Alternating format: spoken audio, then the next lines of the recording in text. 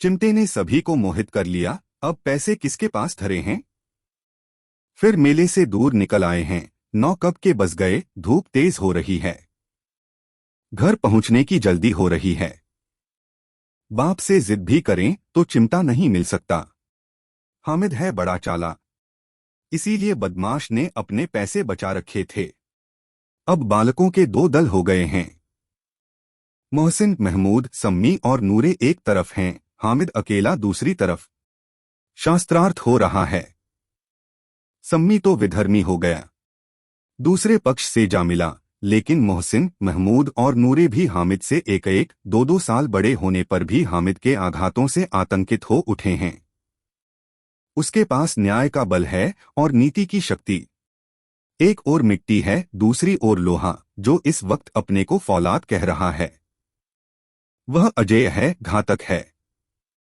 अगर कोई शेर आ जाए तो मियाँ भिश्ती के छक्के छूट जाए, मियाँ सिपाही मिट्टी की बंदूक छोड़कर भागें, वकील साहब की नानी मर जाए, चोगे में मुंह छिपाकर जमीन पर लेट जाए। मगर यह चिमटा, यह बहादुर, यह रुस्तम ए हिंद लपककर शेर की गर्दन पर सवार हो जाएगा और उसकी आंखें निकाल लेगा।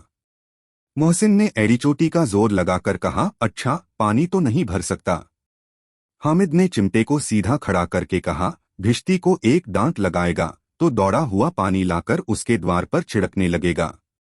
मोहसिन परास्त हो गया, पर महमूद ने कुमक पहुंचाई, अगर बच्चा पकड़ जाए तो अदालत में बंधे बंधे फिरेंगे, तब तो वकील साहब के पैरों पड़ेंगे। हामिद इस प्रबल तर्क का जवाब न दे सका। उसने पूछा, हमें पकड़ने कौन आएगा? नूरे ने अकड़कर कहा, यह सिपाही बंदूक वाला। हामिद ने मुंह चिढ़ाकर कहा, यह बेचारे हम बहादुर रुस्तम ए हिंद को पकड़ेंगे। अच्छा लाओ, अभी जरा कुश्ती हो जाए, इसकी सूरत देखकर दूर से भागेंगे। पकड़ेंगे क्या बेचारे? मोहसिन को एक नरी चोट सूझ गई, तुम्हारे चिमटे का मुंह रोज आग में जलेगा। उसने समझा था कि हामिद लाजवाब हो जाएगा, लेकिन यह बात न हुई। हामिद ने तुरंत जवाब दिया, आग में बहादुर ही कूदते हैं जनाब, तुम्हारे यह वकील, सिपाही और भिश्ती लौंडियों की तरह घर में घुस जाएंगे। आग में कूदना वह काम है जो यह रुस्तम हिंद ही कर सकता है। महमूद ने एक जोर लगाया, वकील साहब कुर्सी में इस पर बैठेंगे, तुम्हारा चिमटा तो बावर्ची खाने में जमीन पर पड़ा रहेगा। इस तर्क ने सम्मी और नूरे को भी सजीव कर दिया। कितने ठिकाने की बात कही है पट्टे ने। चिमटा बावर्ची खाने में पड़ा रहने के सिवा और क्या कर सकता है? हामिद को कोई फड़कता हुआ जवाब न सूझा, तो उसने धांधली शुरू की, मेरा चिमटा बावर्ची खाने में नहीं रहेगा। वकील साहब कुर्सी पर बैठेंगे तो जाकर उन्हें जमीन पर पटक देगा और उनका कानून उनके पेट में डाल देगा। बात कुछ बनी नहीं, खाली गाली गलौज थी, लेकिन कानून को पेट में डालने वाली बात छा गई। ऐसी छा गई कि तीनों सूरमा मुंह ताकते रह गए, मानो कोई धेलचा कनकौआ किसी गंडे वाले कनकौए को काट गया हो। कानून मुंह से बाहर निकलने वाली चीज है, उसको पेट के अंदर डाल दिया जाना बेतुकी सी बात होने पर भी कुछ नयापन रखती है। हामिद ने मैदान मार लिया। उसका चिमटा रुस्तम हिंद है। अब इसमें मोहसिन, महमूद, नूरे, सम्मी किसी को भी आपत्ति नहीं हो सकती। विजेता को हारने वालों से जो सत्कार मिलना स्वाभाविक है, वह हामिद को भी मिला। औरों ने 3 4 आने पैसे खर्च किए, पर कोई काम की चीज न ले सके।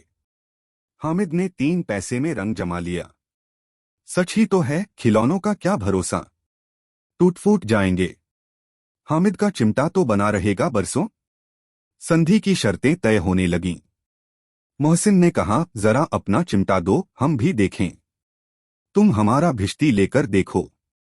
महमूद और नूरे ने भी अपने अपने खिलौने पेश किए। हामिद को इन शर्तों को मानने में कोई आपत्ति न थी। चिमटा बारी बारी से सबके हाथ में गया और उनके खिलौने बारी बारी से हामिद के हाथ में आए। कितने खूबसूरत खिलौने हैं। हामिद हारने वालों के आंसू पोंछे, मैं तुम्हें चिढ़ा रहा था, सच। यह चिमटा भला इन खिलौनों की क्या बराबरी करेगा, मालूम होता है। अब बोले, अब बोले। लेकिन मोहसिन की पार्टी को इस दिलासे से संतोष नहीं होता। चिमटे का सिक्का खूब बैठ गया है। चिपका हुआ टिकट अब पानी से नहीं छूट रहा है। मोहसिन, लेकिन इन खिलौनों के लिए कोई हमें दुआ तो न देगा? महमूद, दुआ को लिए फिरते हो, उल्टे मार न पड़े। अम्मा जरूर कहेंगी कि मेले में यही मिट्टी के खिलौने मिले। हामिद को स्वीकार करना पड़ा कि खिलौनों को देखकर किसी की माँ इतनी खुश न होंगी जितनी दादी चिमटे को देखकर होंगी।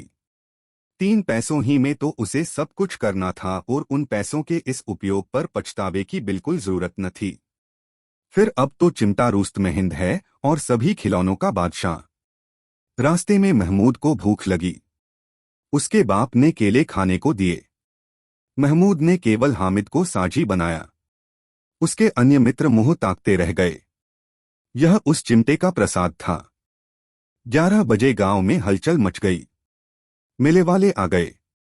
मोहसिन की छोटी बहन ने दौड़कर भिश्ती उसके हाथ से छीन लिया और मारे खुशी के जा उछली तो मियाँ भिश्ती नीचे आ रहे और सुरलोक सिधारे।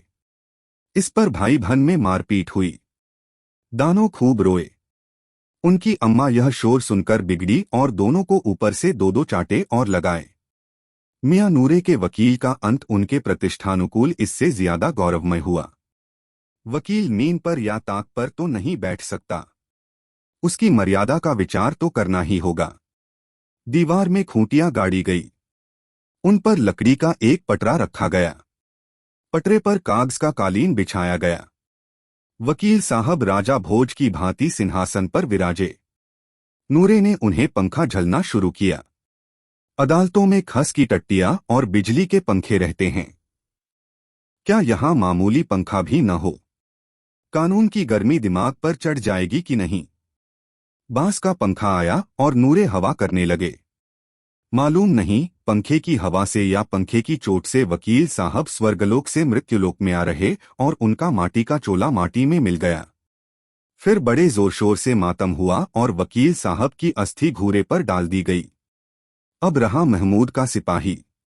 उसे चटपट गांव का पहरा देने का चार्ज मिल गया, लेकिन पुलिस का सिपाही कोई साधारण व्यक्ति तो नहीं जो अपने पैरों चले। वह पालकी पर चलेगा। एक टोकरी आई, उसमें कुछ लाल रंग के फटे पुराने चिथड़े बिछाए गए जिसमें सिपाही साहब आराम से लेटे। नूरे ने यह टोकरी उठाई और अपने द्वार का चक्कर लगाने लगे। उनके दोनों छोटे भाई सिपाही की तरफ से छोने वाले जागते लहो पुकारते चलते हैं। मगर रात तो अंधेरी ही होनी चाहिए। महमूद को ठोकर लग जाती है।